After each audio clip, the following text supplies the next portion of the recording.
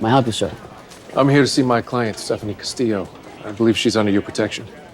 Yeah, what exactly is going on with her? She just insisted we take her in. Something about a murder, how she's in danger. Now she won't say anything to us. I promise, Sergeant Diaz. I'll fill you in after she and I speak. You have my word. All right, call me.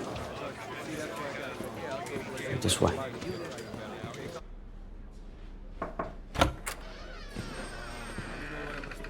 Wow, there really was something in the water at that Reacher house, huh? My condolences for the death of your Princeton colleague. Thank you. My condolences for the death of your brother. How did you and Joe know each other? We collaborated over the last few years. He was brilliant. And he also knew what he didn't know, which made him even smarter. His job would require my expertise from time to time. International and domestic monetary policy. Yeah.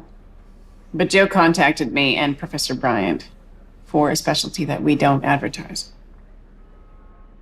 We were the only two academics in the US specializing in the theoretical effects of MUC, mass undetectable counterfeiting on a global economic scale. Is that a big problem these days? Yeah, it's bigger than you might think.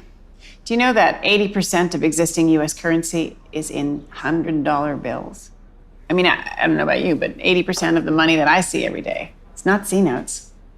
So where's all that cash? Abroad. Underground economies. Drugs, arms, human trafficking. Not exactly credit card friendly, but they all have a denomination of choice. The American $100 bill. We have the most stable currency on the planet. It acts as a reserve against all others. Nobody's in the market for a fake Ugandan shilling. The US 100 is the holy grail of counterfeiters. Now, if a fake is good enough, it's called a super bill. North Korean government has an entire department devoted to creating one. But if it's that stable, it must be difficult to replicate. Yeah, well, there are security features. Strips, holograms, specific dyes. But all of that, if someone is determined and talented enough, all of it can be replicated. The key is the paper. Now, Joe, he made it impossible to get that paper. Made it so that only one company in the US has statutory authority to manufacture paper for the US Mint. And that location is locked down tighter than Fort Knox. However, Joe discovered superbills were being manufactured somehow anyway. He thought it was taking place somewhere in Georgia. Made in Georgia? Like Coca-Cola and peanuts. What is it? My partners and I, we had the system backwards.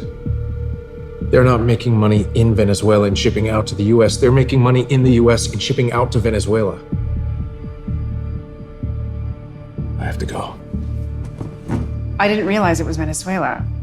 You find out where they're getting the paper to do it, and you will stop whatever Joe is trying to stop. You know you have to stay in police custody until all of this is dealt with. It's for your safety. I understand. How are you going to take down whoever's doing this? Painfully. What branch of the military were you in? Your shoes are tied with a ladder lace. Pants, military hem, cuff sleeves extended exactly to the center of your wrist bone. Army. First lieutenant. Major Jack Reacher, 110th Special Investigations, retired. Nice to meet you, sir. I need your help, Lieutenant. I'm not a lawyer. I'm just trying to do the right thing. 2 federal agents, multiple cops, and several civilians are dead. I'm working the case privately with the police force down south. My brother, Joe Reacher, worked in Secret Service. You can look him up. You can look me up, too. Check my record. You'll see I'm not one to waste time or make up stories. That woman in there's in danger.